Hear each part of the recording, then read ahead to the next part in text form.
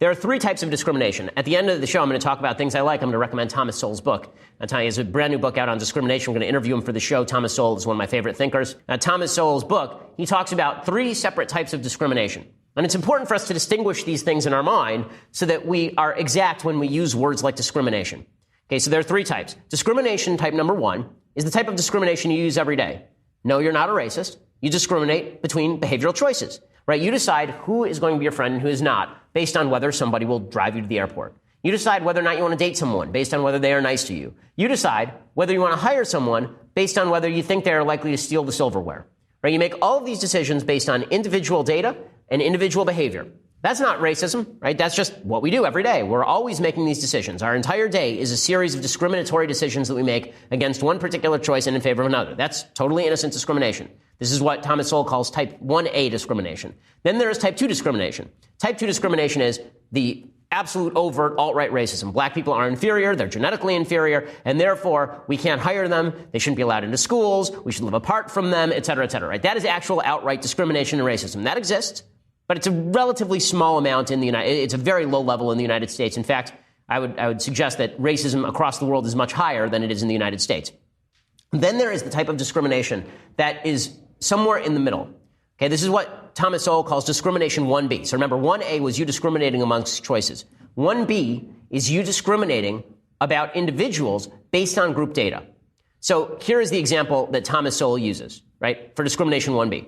If 40%, this is from his new book, Discrimination and Diversity, is it called? I'll check. And Disparities, thank you. It's discrimination and disparities.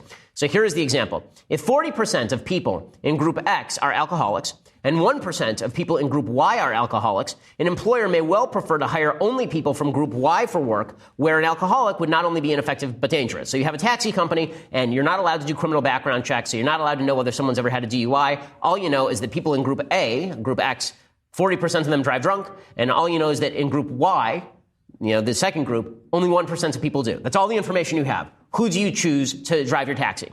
And we make these sorts of decisions every day, right? Jesse Jackson once said about walking down the street at night, right? Jesse Jackson said, if I'm walking down the street at night and I see a young black man coming at me in a hoodie, I cross the street. Was that Jesse Jackson being racist? Or is that him using group data in order to make a decision about what to do here and now based on a risk assessment?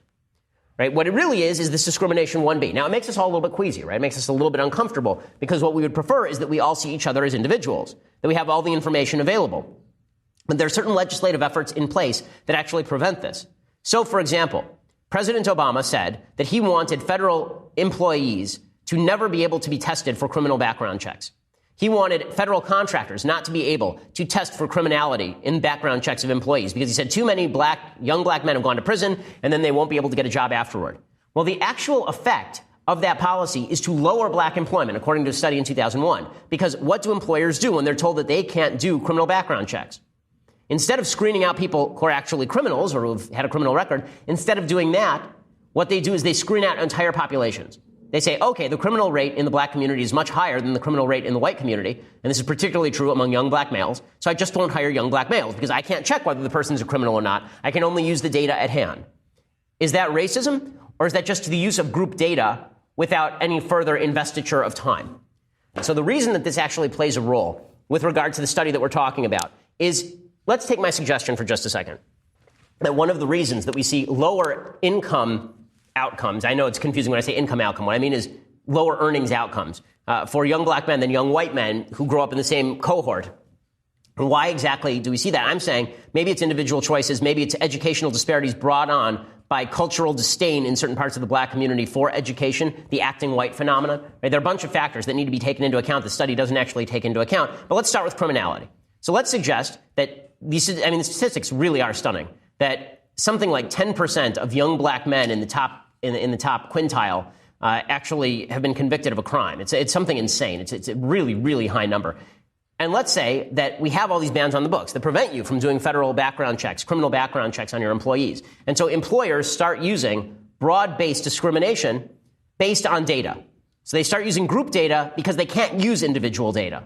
And that means that innocent young black men are caught up in the court. And just like in the alcoholics case, 60% of the group of people who are considered more alcoholic are not alcoholic. But those people are not being hired because all the taxi company cares about is not hiring any alcoholics, and they've been prevented from screening for DUI background. Right? So there are two ways to prevent this. One is to take away the government disincentive to actually do the research. So get rid of regulations on the books that don't allow you to do criminal background checks. Right? Get rid of the regulations on the books that prevent people in housing from doing criminal background checks. And there's been a serious issue. There have been a lot of local areas that refuse to allow people who own apartment buildings, for example, to do criminal background checks of their potential clients, of potential residents at their house. Well, if I'm renting out my garage, I want to know whether the guy's a criminal or not. And if I'm not allowed to check whether the guy's a criminal, I'm just going to rent. I'm going to rent to the Amish guy down the road because the criminal rate in the Amish community is really low. Right? You can actually play this forward, not even with regard to black and white. You can play it forward to any community. The criminal rate in the Amish community extremely low. If I have a choice between the normal non-Amish white guy and the Amish guy, I will choose the Amish guy every time to occupy my garage. Right? Is that discrimination, or is that a database group decision that has nothing to do with racism? It has to do just with group data that you are now applying. Okay, so how do you get past that? Number one, you remove the disincentive. Now you treat people as individuals. You do a criminal background check. Yes, that means that people with a criminal record probably won't get hired. But guess what? It also means that innocent people of the same race or of the same group as the people with the criminal record will get hired. And this is what that 2001 study showed. When you got rid of regulations preventing criminal background checks, more black people were hired. So every time the left tries to help by preventing employers from gathering information, employers simply use group data, which is a worse kind of data. So that's something that has to change. The second thing that has to change is you need to change the group data. The group data itself has to change. So the criminal rates in the Jewish community when Jews first came over from Eastern Europe in the early 20th century were actually not low. They were quite high.